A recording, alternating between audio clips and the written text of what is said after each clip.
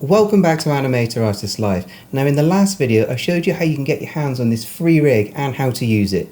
Today we're going to use it to make a simple animation, an up and down ball bounce, your first animation in Maya. It'll get used to a bit of squash and stretch, timing, the graph editor, and then in the next video we're going to do something a little bit more complicated. We're going to do a bounce along with different rotations, nice little directions, and hopefully come into a lovely realistic stop. So let's get to it. So we're going to first start off with a simple up and down bouncing loop just to get used to the rig. Again, you can get this rig free. I'll leave the link in the description. I've set my scene up at 24 frames a second. I've referenced in the rig and I'm going to set the frame range to just 14 frames for now. And we're going to create a sort of 14 frame loop. I've got a sort of camera set up with just a normal lens and I'm just trying to squeeze everything onto one screen for this tutorial so we can hopefully see everything. And I'm going to switch my view to the front view.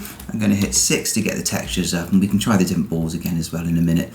So here we are. So we've got a little basic setup, and we're going to start off with just getting that up and down movement going. So I'm going to select the main control and I'm going to zoom back, and I want to start up sort of high, something like this, and I'm just going to go to show none and then show polygons and show NURBS curve, just so we've got the NURBS curves, we don't have any of the deformers and clusters showing. Okay, so now we want to set a keyframe, and you notice I've just dragged this up and to what I think looks good. Now you type in exact values over here if you want, but I do want you to get used to sort of doing things by eye. This is what makes a good animator. We don't always have to plug in exact values. So, we're going to drop the ball from a height, something like this, down to the ground plane. So now we're going to set a key. So we want to set a key on the move. So you can either hit the Shift and W, and you can see that these keys have now turned red. Or if I undo that, you can actually select all three, or even just the Y, and right click and go key selected, which is here. Okay, so it's up to you whichever way. I use both. I'm going to hit Shift W again, and you can also hit Shift E to do the rotation, but we don't want to put rotation on this control at the moment. And I've also got this little button here, which is auto key. So every time I make a change, it's going to just auto key it as long as you've added one keyframe. Okay, so we've keyframed the ball up at the top, and I'm going to bring it down to the middle frame, which is frame 8, and we're going to bring it right back down to the floor again, and which will be exactly 0 on the Y axis. I'm going to hit return, and I've got our graph editor open here because I want you to get used to the curve editor. I want you to see what's actually happening here. And then we're going to go over to our last frame, and we want the keyframe to be exactly the same as it was at the beginning. So you can either type in exactly the same value, or a trick that I always use, if you click on the frame that you want to copy and then just middle mouse drag and just slide along, you're now on this keyframe, but you've got these values, and now you can just hit Shift W again.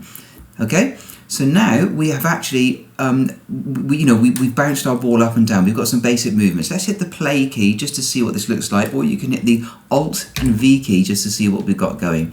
Okay, so it's moving up and down. Obviously it's not very realistic, it's not very appealing at all because it's just moving up and down, just easing in and easing out. I'm going to hit the escape bar just to close this. I'm just going to move the graph editor up a bit so we can hopefully see what's going on. Now over here you've got the control that we've got selected, so any control that you select will come up in here and it will show you any values you've got on the graph. So I'm going to select the main controller, and there we go. We've got our X, which obviously is flat because we haven't animated it in X, and we haven't animated it in Z space going backwards, but we have animated it in Y. So I'm just going to select the Y just so we can see that, and it's the same keys, Alt and middle mouse drag to zoom around and pan around so you can see what we've got. So for an animator, this is really important. We want to always be working in the graph editor and see what we've got. Okay, so as you can see, it's flat at the top, the tangent's flat, and then it eases in and it sort of slows down. So what that means is that it's slowing down as it gets to this bottom point, and then it slows out and then speeds up and slows in again to the top. Obviously that's not what happens. Even with a balloon that wouldn't happen. So we've now got the control over this. We can adjust this. So as well as the Alt key and moving around, you can hold down the Alt and Shift key and middle mouse drag, and you can. This isn't scaling the keys. This is just This is just changing our view to fill up the view. So you want to be able to move these around wherever you want and get used to that. So now what we need to do is something called break the tangents. We want to be able to control this. Gravity will start at the top, it will fall, it will speed up, it will hit the bottom, and it will zoom, bang, back up again. So we want to be able to portray that in our curve. So what we're going to do is select the keyframe here on frame 8. You can see you can drag it here or down here as well. On frame 8, I'm going to select this, and we are going to select this little key here. So if you can see it, it's this little one here. This is called break tangents. And the line has turned to sort of a dotted line. And now you can select one of these. Now you can middle mouse and drag, and we're now breaking the tangents. We can move it where we want.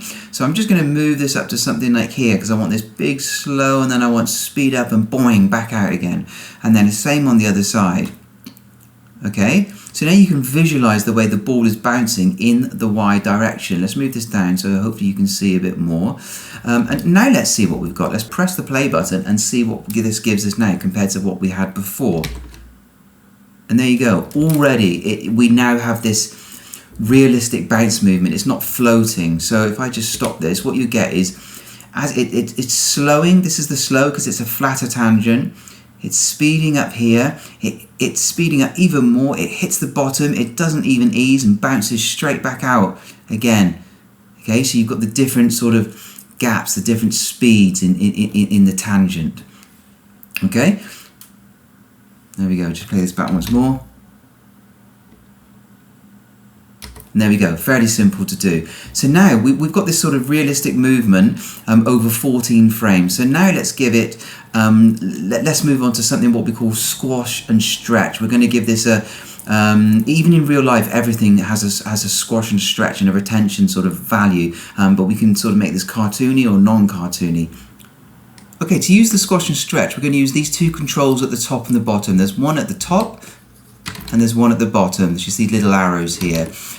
So we're going to go to our first keyframe number 1, and we're going to set a keyframe. So at the moment it's at the top, it's just about to fall down. So we can set keyframes on multiple controls at once. If I drag select this, I would select all the controls, but I just want to select the top and the bottom. So I'm going to select one, shift, and then drag, and now I've got both selected. So I can now actually set keyframes on both at the same time. So we're on keyframe 1, shift W, or right click here like the other way.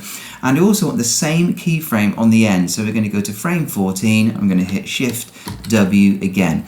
So as you can see in our graph editor, we've got two keyframes now. So we've got frame 1 here, and there it is there, and we've got frame on 14, which is there. You can just see, you can just see the little dot there, but it's flat because we haven't animated any values yet. So let's go to frame number 8. So what we've got is with gravity, as it speeds up with squash and stretch, you'll find that here it sort of elongates, it stretches, and as it hits the bottom, we want this squash. So you get this sort of realism in it, this sort of bounding of the ball, right? Let's just bring this one down. So I'm just going to select this top one. I'm going to drag it down just in the Y. We don't need to do it off in any angle. I'm going to bring it down so we've got this bit of stretch, and you can see the curves are building up here now that we've added some values. Okay. So let's just zoom out again. So we've got it at the top and it hits the bottom. And as you can see, it's just flattening as it goes down. Because at the moment we've just set, it's sort of animating from non-squash to that keyframe. So here, let's say frame 6, just before it hits, we want it actually stretched. So we want to say, move this one up and move this one down. I'm sort of doing it equal amounts on the top and the bottom. And then when it gets to frame 8, you see it sort of squash. And again, this one needs to go back to 0 when we get to the bottom. Sometimes you do have to, reset those. So let's just build this up, see what we've got. So as it falls down, it elongates and boing, squash. Okay, so that's the kind of feel we want. Let's just do the other side now. So as it comes back up again, just zoom out here. You can actually also, in the graph editor, select your control here, hit the F key, and it will fill everything. It's almost like doing it in the viewport as well. If you want to select a control, hit F, you'll zoom in on it. And it's the same in the graph editor as well. It's really useful. So I'm going to select the both controls. I've got them both now in here. I'm going to hit F. So this is another thing you can do as well. You can view values of multiple controls. If I selected this, you would see all of them, okay? All right, so let's just select the top control again as well and zoom back out to see what we've got. So it comes down, it elongates here, and boom, squashes, okay? But we don't want it sort of, starting to stretch from up here. So we only want it to do it, say, from, let's do sort of frame 5. So frame 5, you've got 1, 2, 3, 4, 5. Let's keep it completely spherical. Okay, so let's select both. Let's add a keyframe of 0. And then, so as it falls, doink. Okay, it elongates. Now let's do the other side to get this equal on the other side. So as it comes up, it's going to go boink and bounce and elongate again. So I'm going to stretch this up, stretch this down, so it goes boing. There you go. So you get this boing. Okay, and let's go up to the top again. So the same as we did the other side. We don't want it to go all the way up to, just gently sort of getting spherical again. So if we match the other side, that was frame 5. So that'll be frame sort of 11 here. It will be completely spherical again. So let's go here and type in 0. And there you go. So we've got sort of some basic squash and stretch. Let's just play this back and see what we've got. Let me move this out of the way, try and give you as much real estate as possible. And let's play this back. There you go. So you've got this sort of popping, this sort of boing. You can hide the controls as well. So say hide NURBS curve, so we get a better idea. There we go, this sort of hard hit. Okay, so that's the basics of squash and stretch. But what I want to do, I think it's a bit too, it's too quick. You don't even register it at the bottom. So now what we're going to do is we're going to actually edit the graph. We're going to add in an extra keyframe to suit our timing. I want to not just have it here and then suddenly bang. I want to have another keyframe in here where it registers, because with a ball it will fall quickly, hit here, but when it bounces back up, that will be quicker than the fall down. So let's add another little keyframe in now and sort of progress this into a more sort of fluid movement so we can solidify as it hits the bottom. Okay, to give ourselves the extra frame, we're going to need an extra frame on our timeline. So let's change 14 to 15 down here. That gives us an extra frame range. And we now need to move all our keyframes along for all our control curves, the ones that have got animation on them. So let's drag and select. I've got them all selected now. You can see down here, you've got the list of everything, and it shows you all your curves in the graph editor. You could hit the F key, like I showed you, if you're not zoomed in. There you go. And now we want to move everything along one from after the midpoint. So it hits the ground here, and after that we want to move along one. I'm going to drag, select all our keys. I'm going to hit the W key to be able to move, just like we would move in the viewport. Now you need to use the middle mouse button to move around, but it could just go crazy if you just do that. So you need to hold down the Shift key to constrain, and now we're going to move, and you can see the symbol come up, left or right, and now it constrains it to the horizontal axis and also snaps it to the frames, because I have frame snapping on up here. Okay, so we've moved everything along one frame now. We've got that extra frame in. There we go. Okay, so now what I want to do is this will be down to preference as well, how you want to position this, but you want the extra keyframe to come in before the impact point, so then you get this hard sort of bounce up in the air. The way gravity it would work, it would bounce down and shoot up. You get a bit more impact and relief this side. So on frame 8, we have this frame, the squash. Now we're going to use the same technique we did before. We've still got all the controls selected. I'm going to middle mouse drag to frame 9, and this time I'm going to hit the S key. What that does is it says key all, key everything, but it does create keyframes on everything, like the visibility, the rotation, which we don't really need. So it does get a bit messy, but you can clean that up afterwards. It's just sort of, it's quick and easy for now. So now you can see we've got this flat thing here where frame 8 and 9 are the same. Okay, so now I'm just going to select our move control just so you can see what's going on here. So let me just go to Y, and there we go. We've got our keyframes, and what you can see straight away is that we have lost our nice easing and bounce out on this side, on the right hand side. So if I just play this back, you see you've lost this, it eases out, which looks strange. So let's quickly fix that. Select this keyframe. Again, we're just going to select this keyframe, and we're going to break the tangent with this button here. and then move this back up to where we had it before. And now you've got, it comes down, it holds, and bounces back up the same as we had it before. Now you might think this little tiny bit here looks messy, but it's actually one frame apart, so you don't notice. If you want to be really clean, you can just sort of flatten that down, okay? So now we've got this, same as we did before, but it holds and then bounces up. Obviously we don't want the hold, but I'm just showing you the timing, how we've added that in now, okay?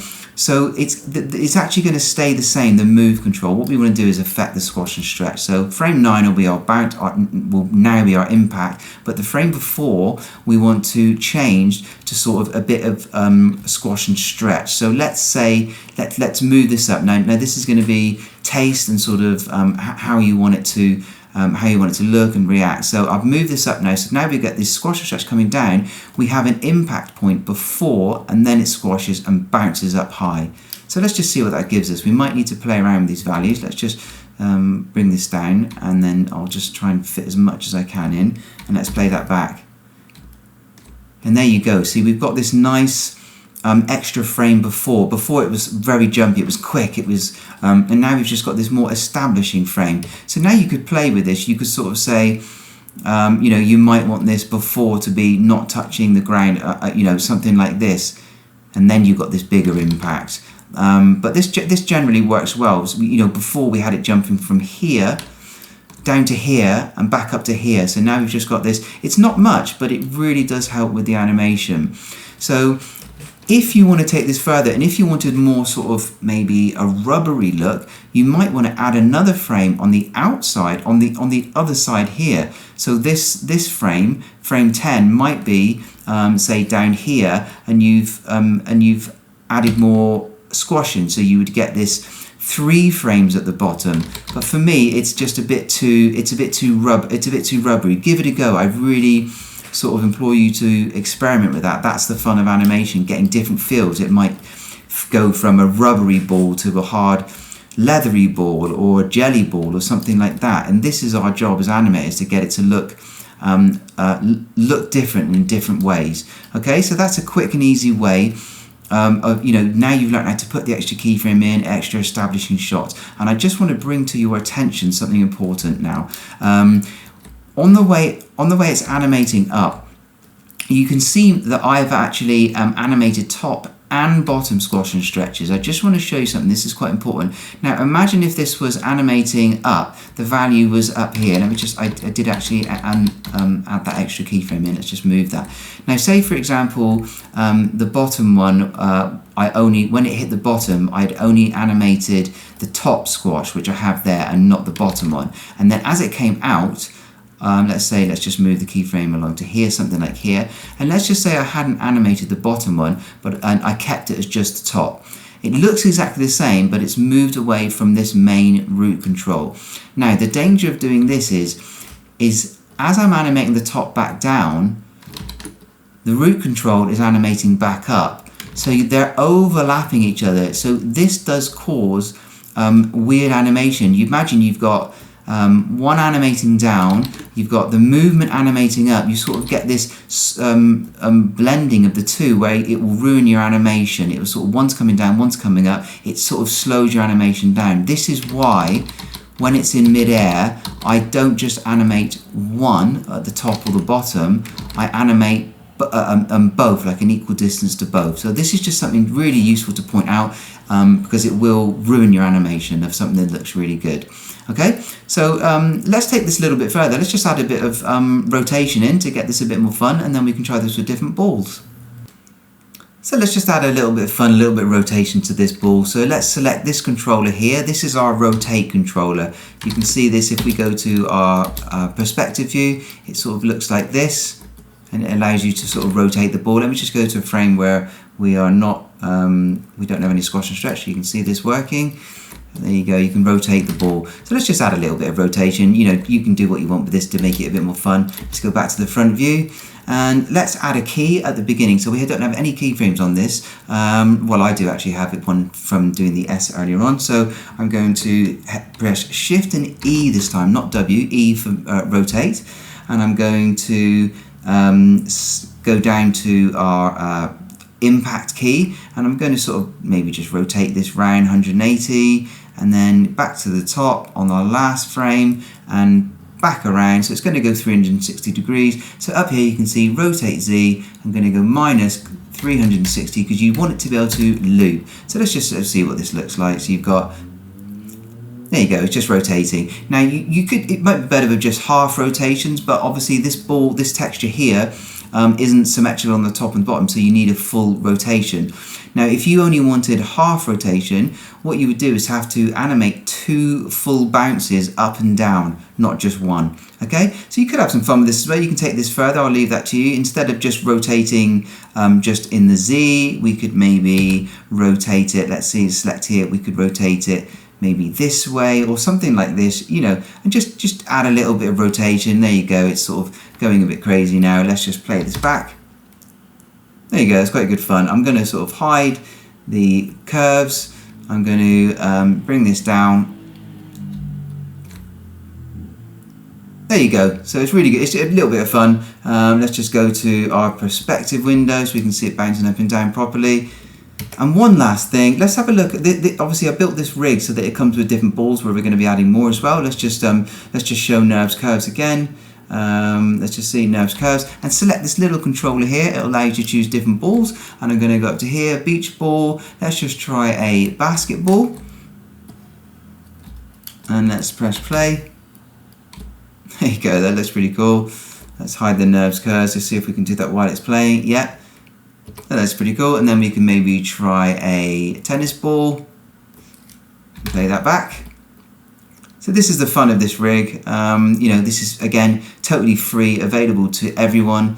You know, a bouncing board is a really good way to learn. So I really hope you enjoyed this. Have fun with it. The rig's available for free, and hopefully let's move on to the next video where we're going to do bouncing along. We're going to do something more complicated, more not just a loop, but an actual animated sequence bouncing along where the gravity sort of decreases over time, which is a really good skill to have. So yep, I hope you'll stick with me and move on to the next video. Thank you. So I hope that was helpful and a great introduction to some animation principles inside of Maya. Now if you feel confident, let's move on to the next lesson where we do some more complicated animation with the same rig, a ball bouncing along, multiple rotations and coming to a nice stop. Now if you got value out of this video, if you could give it a like, hit subscribe, tell your friends, and I'll see you in the next lesson.